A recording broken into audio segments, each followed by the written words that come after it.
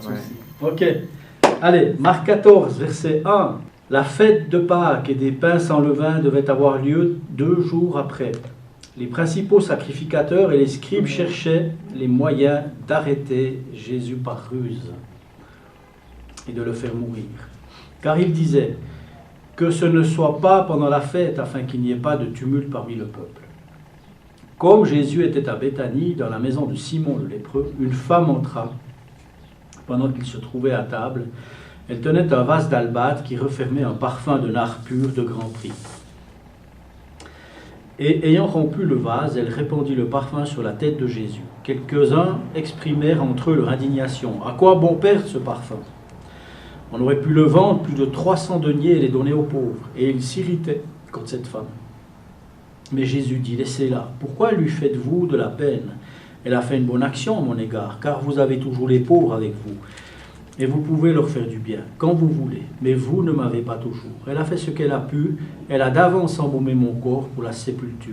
Je vous le dis en vérité, partout où la bonne nouvelle sera prêchée dans le monde entier, on racontera aussi en mémoire de cette femme ce qu'elle a fait.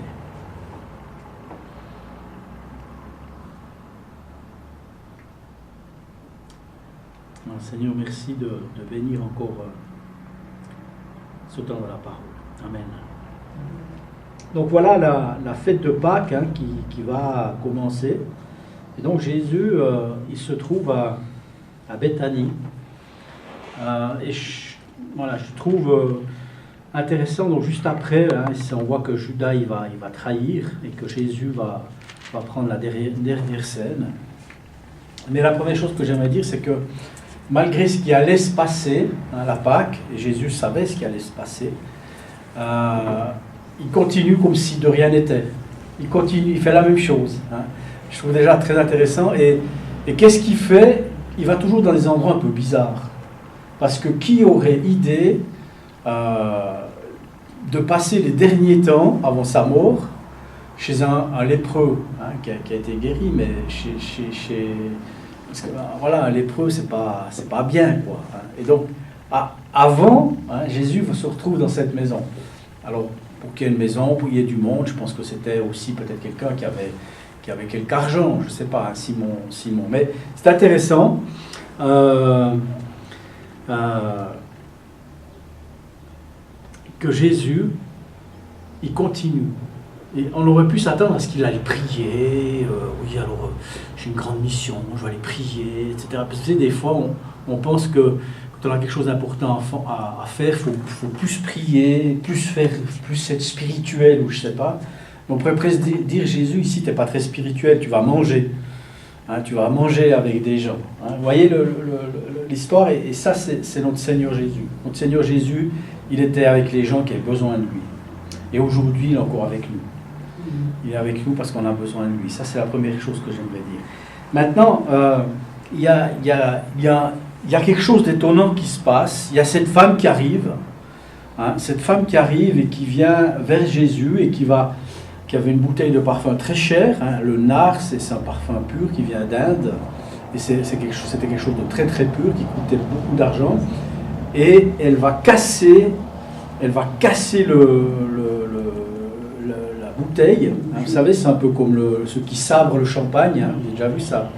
Dans le temps, on n'enlevait pas le bouchon, on prenait un sabre. L'expression sabrer le champagne vient de là.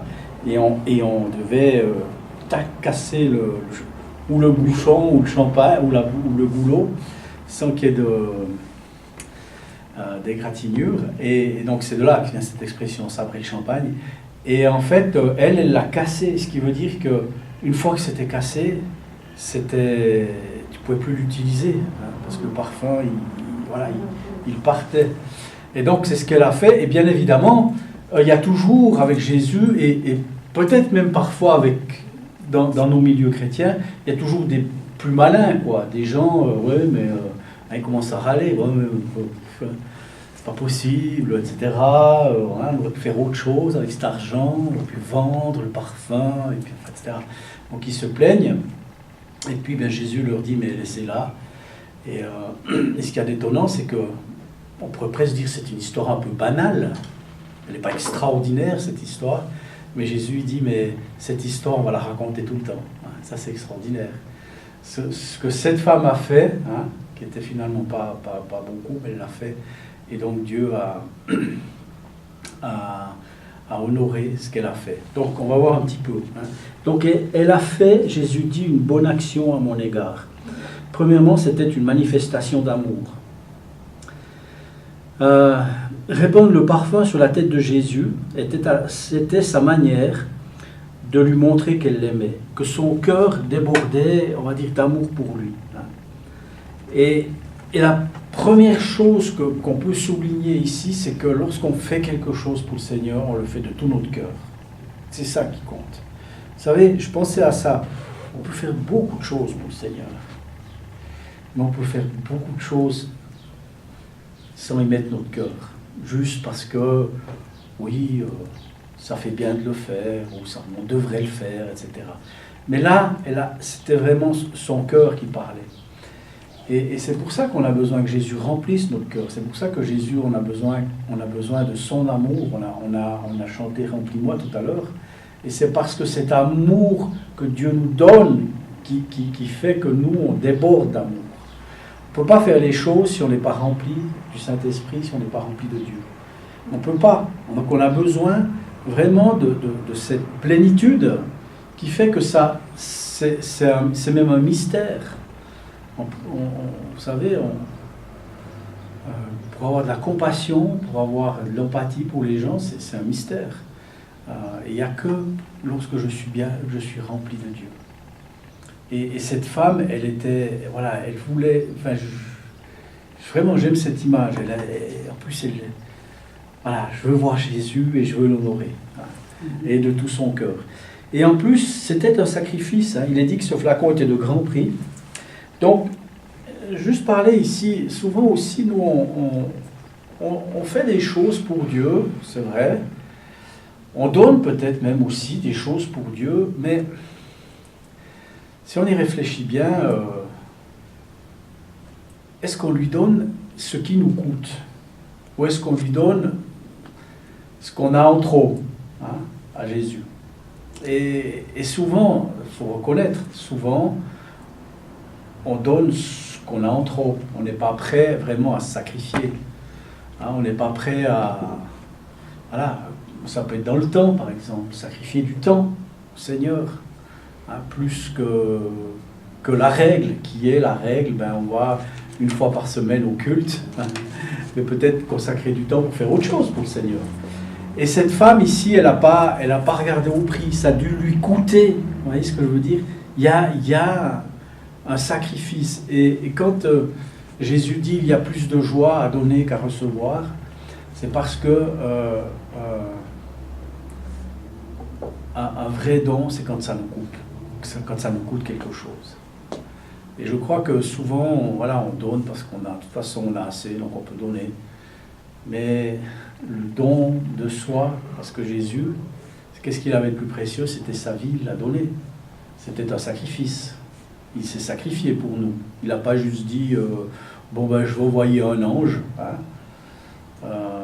L'ange va mourir et puis l'humanité sera sauvée. Ou, comme sa maman, comme les catholiques croient, que c'est Marie qui sauve l'humanité. Elle a fait quoi comme sacrifice, Marie? Elle n'est pas morte pour nos péchés, Marie. Pourtant, les catholiques croient qu'elle est co-rédemptrice. Ça veut dire qu'elle pardonne aussi nos péchés.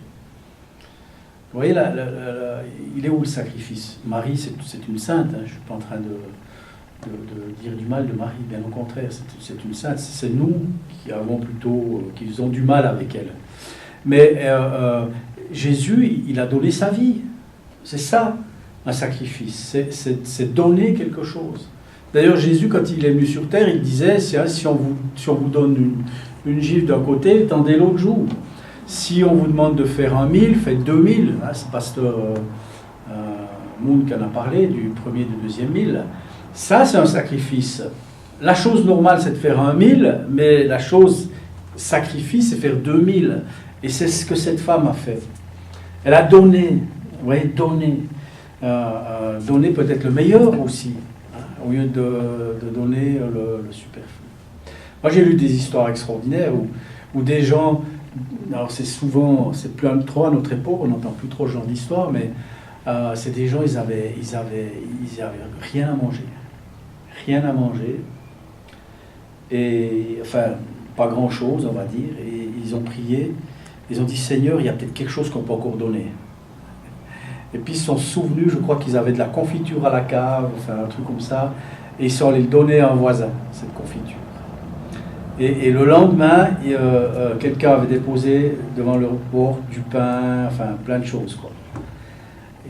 Et des fois, c'est ça. Qu'est-ce que Seigneur, tu veux? Voilà, qu'est-ce que je dois faire, hein?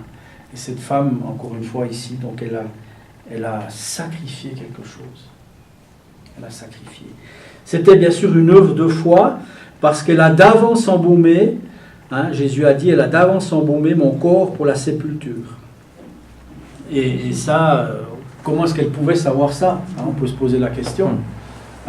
Bien sûr, c'est une œuvre de foi. Elle a fait quelque chose d'avance, elle a fait acte de foi, hein, c'est incroyable cette histoire quand même, hein, pour réfléchir. Elle a anticipé quelque chose, elle l'a fait avant. Et c'était un acte, juste pour revenir à la foi, c'est Jacques qui dit, hein, je te montrerai ma foi par mes œuvres. Avoir la foi, c'est pas seulement le dire, c'est aussi le faire. Beaucoup de gens croient à Jésus, mais dès que ça va plus loin, il n'y a plus personne. Donc ensuite, c'était un acte accompli au bon moment. Hein, Jésus dit, vous ne m'avez pas toujours. Et elle a choisi le bon moment. Et vous savez, là aussi, on a besoin de l'aide du Saint-Esprit. Qu'est-ce que je dois faire en ce moment? Qu'est-ce que tu attends de moi? Et des fois, on voit ici, il y a des gens pauvres, hein, certainement, en ville de Lausanne, un peu partout, et on est sollicité tout le temps, hein, et ils veulent qu'on leur donne de l'argent ou des choses comme ça. Moi, je prie tout le temps, je dis, Seigneur, si tu veux que je donne quelque chose, je le donne, mais si tu me dis non, je ne donne pas. Voilà. Parce qu'il faut que ça soit au bon moment, et il faut que ça vienne de Dieu. Hein. Et donc, moi, c'est rare que... Étonnamment, c'est rare que je donne quelque chose parce que, voilà, simplement, Dieu me dit non, faut pas donner. Et peut-être qu'il y a des personnes qu'on ne sait pas qu'elles sont pauvres, mais c'est peut-être à eux qu'il faudrait donner. Parce qu'elles ne réclament pas, elles ne demandent pas. Et donc, c'est être là au bon moment, c'est être attentif. Qu'est-ce qui se passe? Vous savez, on a peut-être des familles autour de nous, on a peut-être même dans l'église, peut-être des familles qui souffrent. Donc, on a besoin d'être attentif et être là au bon moment. Et c'est ce que cette femme, encore une fois, elle a fait. Donc, c'est un acte accompli au bon moment. Et donc, qu'est-ce qui s'est passé suite à ça? Et ça, c'est intéressant. Premièrement, les gens ont commencé de se plaindre. Quelques-uns s'indignèrent et dirent, à quoi bon perdre ce parfum? Bien sûr, voilà. Et ça, c'est génial. Aujourd'hui, alors, vous êtes peut-être dans des familles chrétiennes, hein, donc c'est peut-être pas tout la même chose, mais moi, je me souviens que quand j'ai dit à mon père, quand ma mère a dit qu'à mon père, ou c'est moi, enfin, je ne sais plus, mais que j'allais être pasteur, c'est ce que mon père a dit. Il a dit, oh, c'est mal fait. Oh, c'est dommage pour lui. Hein. Et peut-être qu'aujourd'hui, il y a des gens qui pensent qu'on perd notre temps. Ah, vous allez à l'église, mais à quoi bon, hein, vous pourriez faire autre chose. Vous parlez du Seigneur, mais vous voyez ce que je veux dire? Il y aura toujours des râleurs. Il y aura toujours des gens qui disent, oui, mais à quoi bon, hein, comme cette femme, mais pourquoi donner ce parfum? Pourquoi donner vos vies? Pourquoi est-ce que je vais donner ma vie? Pourquoi vous donnez votre vie? Il y aura toujours des gens. Et même les non-chrétiens, ils disent, mais pourquoi tu vas dans cette secte? Peut-être même qu'ils disent, hein, souvent c'est le mot. Hein, parce qu'ils ne comprennent pas.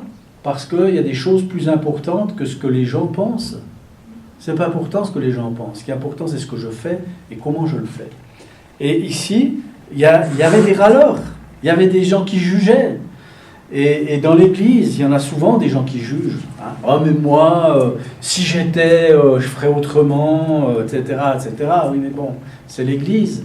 Hein, on est tous soumis, normalement, on est tous soumis au Saint-Esprit, y compris le pasteur. Et des fois, il faut juste soutenir, comprendre, aider. Et non pas toujours râler. Hein. Moi, j'ai connu ça à Genève. Il y a des gens qui passaient, ils venaient un petit coup, et ils regardaient, c'est un peu comme ça, puis après ils repartent. Hein. Ou bien des visiteurs qui viennent, et toujours les mêmes questions. C'est marrant ici, les questions qui reviennent, ici, c'est les problèmes d'argent. Hein, souvent, oui, mais à Genève, c'était tout le temps sur le parler en langue. Voilà. Hein, puis alors, oui, non, en fonction de ça, je viens plus. C'est n'importe quoi. Hein, et c'est ces gens-là, ils râlent. Hein. Remarquez, quelques-uns s'indignèrent. C'est qui les quelques-uns selon vous? C'est des gens qui étaient avec Jésus. C'était peut-être des gens qui disaient « Oh Jésus, oh oui Jésus, Jésus, Jésus ». Puis, d'ailleurs, il y avait Judas dans le coup. Hein, donc, vous voyez ce que je veux dire? On fait ce qu'on a à faire, et puis il y aura toujours quelqu'un qui va trouver qu'on est ou stupide, ou ça sert à rien, mais à quoi bon, etc., etc. Pourquoi évangéliser? Pourquoi venir au culte? Pourquoi se baptiser? Pourquoi, etc. Enfin, on a tous des kilos, on a même des brouettes de pourquoi. Hein. Mais juste, on fait ce qu'on a à faire. Et si les gens ont des questions, on les laisse dans leurs questions. D'accord? Ça, c'est la chose. Et j'aime ce que Jésus dit. Ah, ça me... Il dit, elle a fait ce qu'elle a pu. Elle a fait ce qu'elle a pu. Mes amis, j'aime quand le Seigneur dit ça. Et vous savez ce qu'il nous dit à nous tous? Mais vous faites ce que vous pouvez. Et ça, mes amis, il ne faut pas oublier, on fait ce qu'on peut. Jésus ne va jamais nous demander de faire des choses au-delà de nos forces. On fait ce qu'on peut. C'est pas terrible. Oui, mais je fais ce que je peux. Ah, toi tu fais ci dans l'église, tu fais ci que ça. Oui, mais je fais ce que je peux. On a tous des agendas, on travaille, on fait ce qu'on peut. On fait ce qu'on peut. Vous savez, Jésus se contente du peu pourvu qu'on le fasse avec tout notre cœur. Jésus n'est pas quelqu'un qui cherche la quantité. Jésus cherche la qualité. Dieu cherche la qualité, pas la quantité. Et c'est intéressant, j'y pense maintenant, j'ai lu un commentaire cette semaine. Vous savez, quand Jésus nourrit la foule de pain, il est dit qu'il y avait 5000 hommes, et je crois que c'est précisé dans la parole de Dieu, sans compter les femmes et les enfants. 5000 hommes sans compter les femmes et les enfants. Je ne sais plus où est le passage, mais c'est très intéressant, parce qu'en fait, la Bible dit que finalement, ce qui compte, c'est les hommes. Hein? On ne compte pas les enfants et les femmes. Mais ils étaient 5000. Comment est-ce que Jésus a nourri la foule? Vous vous souvenez de ce passage? Quelqu'un peut me dire? Avec quoi? Des poissons et des pains. Et qui avait des poissons et des pains? Un enfant. Ah. C'est ceux qui on ne le comptait même pas. On comptait que les hommes, sans compter les enfants et les femmes. Par contre, Jésus a pris ceux qu'on ne comptait pas. Jésus a pris ceux qui comptent peut-être pas pour la société. Ceux qui sont... voilà. Hein, on n'est même plus dans les statistiques. Voyez? Eh bien, c'est ça, le cœur de notre Seigneur. Il va prendre ce que personne ne veut. Ce qu'on ne compte pas. Ce qui n'a pas de valeur. Et nous sommes comme ça. On n'a pas de valeur en nous-mêmes. Notre valeur à nous aujourd'hui, c'est quoi? C'est le sacrifice de Jésus-Christ. On a de la valeur parce que Jésus-Christ est mort pour nous. C'est ça notre vraie valeur. C'est une valeur extraordinaire, hein, le sacrifice de Christ. Pour vous montrer à quel point, de nous qui étions rien, Dieu a fait des gens d'une valeur infinie. On vaut, excusez-moi du terme, mais c'est peut-être pas approprié, mais on vaut la mort de Jésus. Hein, c'est pour que moi je puisse être sauvé, Jésus a payé sa vie. Voyez? Donc je suis égal à sa vie. Et sa vie, est-ce qu'elle était précieuse? Bien sûr, c'est la vie du Dieu Tout-Puissant. Vous imaginez à quel point j'ai de la valeur aux yeux de Dieu? Voyez le truc, hein? Ça, c'est extraordinaire. Et moi, j'étais rien. Et Jésus est venu me choisir. Et c'est ça qu'on doit se souvenir. Vous savez, des fois, on dit « Oh, mais je ne veux pas faire ça, parce que ça ne sert à rien, patati. » Enfin, c'est l'atmosphère qui dit ça, c'est le monde qui dit ça. Peut-être des fois, juste un coup de fil à quelqu'un, téléphoner, comment tu vas?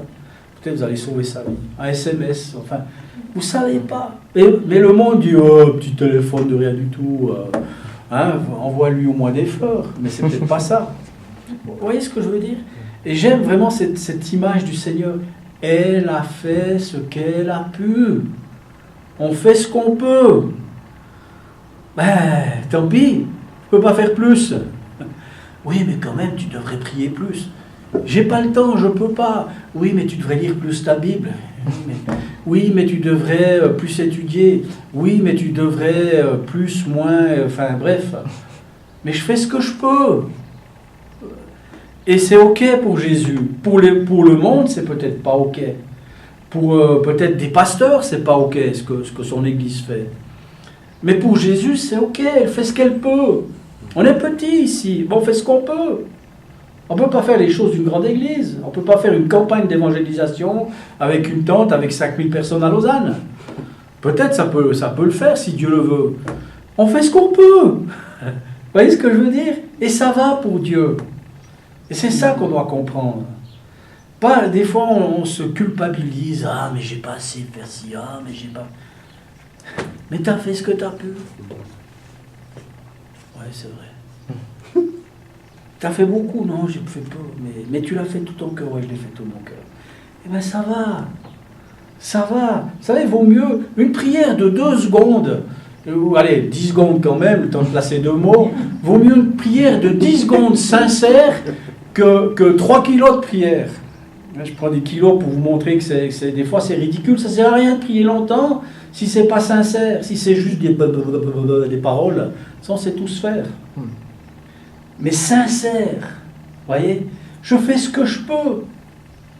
Et Jésus dit, waouh, ça c'est OK. J'aime ça vraiment. Vraiment. Ça, c'est un des passages. Ça, c'est un des passages que je préfère. Parce que Jésus dit, elle a fait ce qu'elle pouvait. Elle fait ce qu'elle peut. Taisez-vous. Taisez-vous là. Tous là qui discutez. Tous qui sont autour de cette table. Peut-être vous êtes venus en train de manger. On est chez Simon le lépreux. Vous venez manger. C'est pas vous qui payez. Vous faites rien. Vous vous asseyez. Peut-être vous critiquez encore la nourriture. Et puis il y a cette femme qui vient m'honorer. Et vous critiquez encore. Donc taisez-vous. Mangez ce qu'on vous donne. Taisez-vous. Mais elle a fait ce qu'elle a pu. Et vous savez, des fois dans les églises, souvent il y a des gens, et on a la chance ici, on est une petite église et c'est pas le cas. Mais moi j'ai vu des gens, ils viennent juste manger, ils viennent écouter, c'est formidable, mais ils critiquent tout le reste, vous voyez. Mais c'est formidable la prédication, mais oh là là, c'est vraiment formidable, mais alors tout le reste, Moi j'ai des gens qui sont venus, qui m'ont dit à Genève, quelqu'un est venu me voir, il m'a dit, c'est quelqu'un qui a dû faire toutes les églises de Genève, qu'elle m'a dit, ça faisait longtemps que je l'ai plus vu, elle me dit, t'es quand même le meilleur prédicateur de Genève, qu'elle m'a dit. Putain, il m'a dit, mais alors, tu fais quoi là? Vous voyez ce que je veux dire? C'est n'importe quoi. Vous voyez, ils viennent manger mes critiques. Ah oui, mais moi, pourquoi vous avez mis la croix là, ou moi je la mettrais de ce côté, pourquoi les chaises elles sont comme ça, pourquoi pas. Vous voyez ce que je veux dire? Ils viennent manger, ils viennent et c'est bien, tant mieux. Ils écoutent la parole de Dieu, au moins. Mais, voilà, ça critique comme là. Et Jésus, j'aime comme il le dit, taisez-vous les gars. Ils font ce qu'ils peuvent. C'est pas parfait. C'est pas formidable. Mais ils font ce qu'ils peuvent. Et on est une petite église. Rien n'est parfait chez nous. Rien n'est parfait dans l'église, bien sûr.